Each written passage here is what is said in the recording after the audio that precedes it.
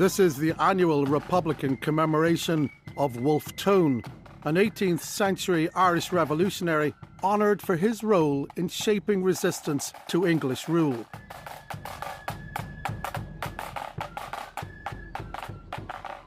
Little more than a ritual of remembrance today, during the IRA campaign it was an opportunity for the leadership to signal policy and road test strategy.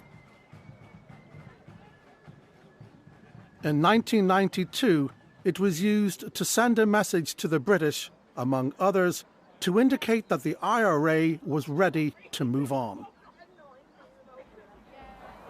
An ally of Gerry Adams gave a speech suggesting that the IRA had become trapped inside their own struggle. They should, he said, ask themselves if they had been deafened by the deadly sound of their own gunfire. Anthony McIntyre read the speech in a jail cell where he was an IRA prisoner. I recall that speech very well. The message that Gerry Adams was sent out through the Woodstown speech in 1992 was that the IRA is open for business, that we are telling you that we cannot hear what has been said above the sound of gunfire. That's a clear hint that if we get real talks going, the sound of gunfire will no longer be heard. Adams, in effective control of the Army Council, was shaping the evolving political strategy and the secret talks. Who wants to be involved in a war? When it was obvious that issues could be resolved if there was political will to resolve them. With the approval of others, most predominantly McGuinness, he decided to explore the possibility of a peaceful outcome. I think that's what happened. It was concealed from the membership. My OC at the time would have been on the Army Council. He would tell me things occasionally, but he certainly never spoke of that. So I had no inkling it was going on.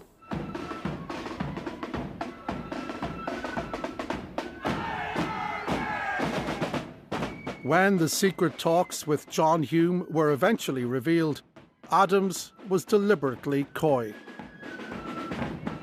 All I want to say at this time is to confirm that John Hume and I have met.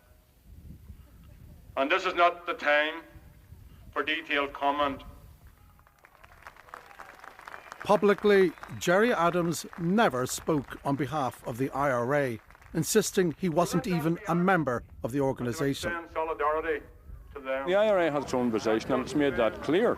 But all Republicans are committed to building peace with justice in this country.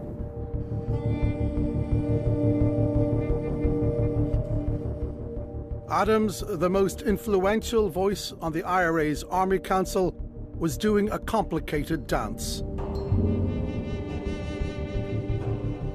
His doublespeak meant even IRA members were often unsure if their leader was speaking for public consumption or if he was telling it as it was, an ambiguity which always seemed to suit his purposes.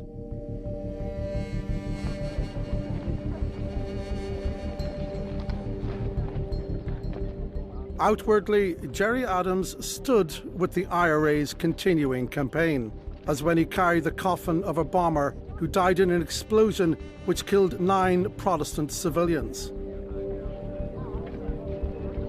None of the deaths were going to deliver the United Ireland the IRA had fought for. Adams had to revolutionise Republican strategy. Negotiations would be needed to be conducted through talks, not bombs.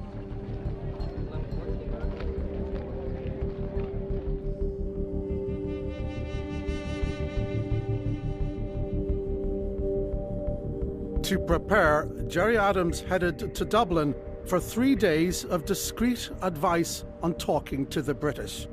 His tutor once headed the Irish government's Anglo-Irish division. This is the first time Michael Lillis has spoken publicly about it. He wanted to get a feel for how it was to negotiate with the British. And to what extent could you rely on, you know, their commitments? Clearly, in his mind, there was the prospect of engaging in some sort of operation of that sort. Negotiating with the British, yeah.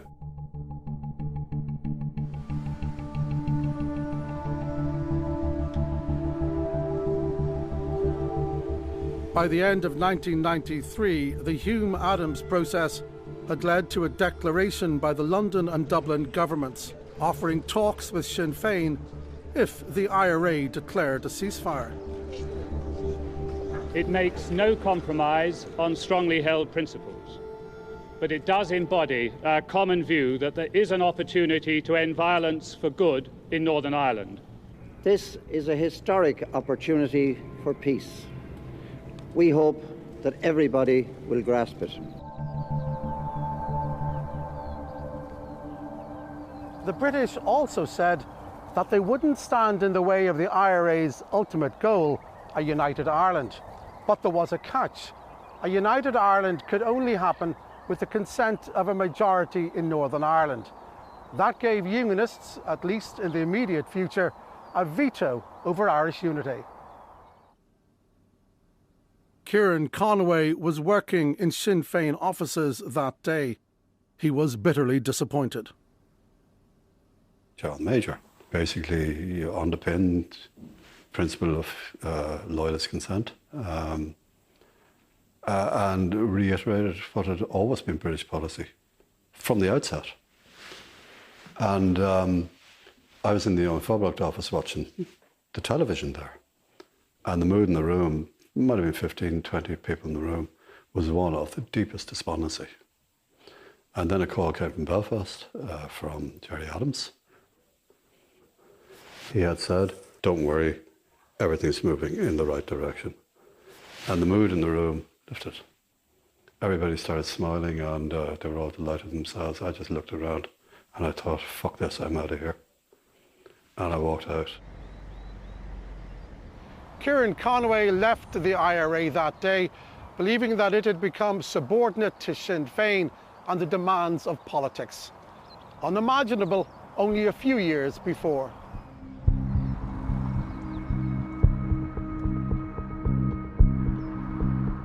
But the vast majority of Republicans were prepared to keep their trust in Adams.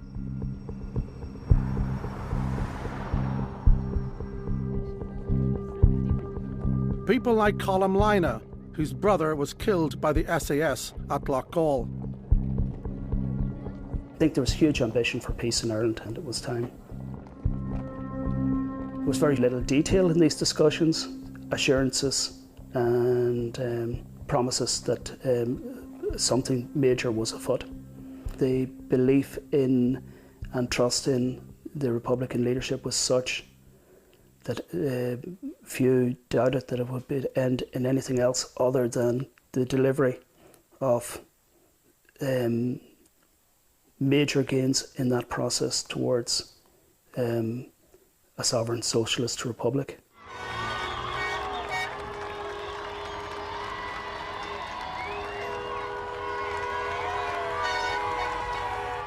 And so, on the 31st of August 1994, the IRA ceasefire was announced to the world. The IRA announced that from midnight tonight, there will be a complete cessation of its military operations, news which was greeted with jubilation on the streets of West Belfast and has drawn a welcome from politicians around the world.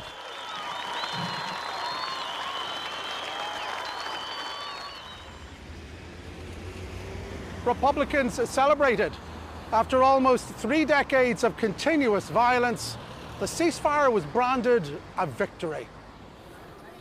This is a generation of men and women who have fought the British for the last 25 years and who are undefeated by the British.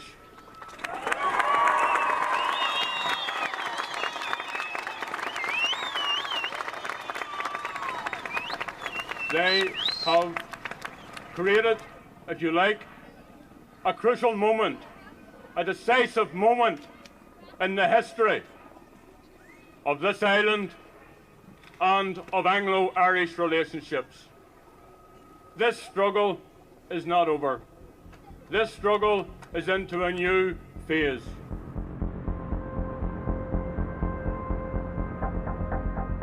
The ceasefire meant Sinn Fein was now headed for the promised talks with the government. But not everyone was convinced it was a time for celebrations. No, I didn't join in celebrations that day. Turkey celebrating Christmas? No. IRA veteran Anthony McIntyre was and is a critic of Gerry Adams. The British offered the conditions on which they would leave this country, and those conditions were with the consent of a majority of people in the north. That was the condition that the British offered the IRA, and the IRA, after fighting that for 25 years, suddenly decided to say, this is a victory.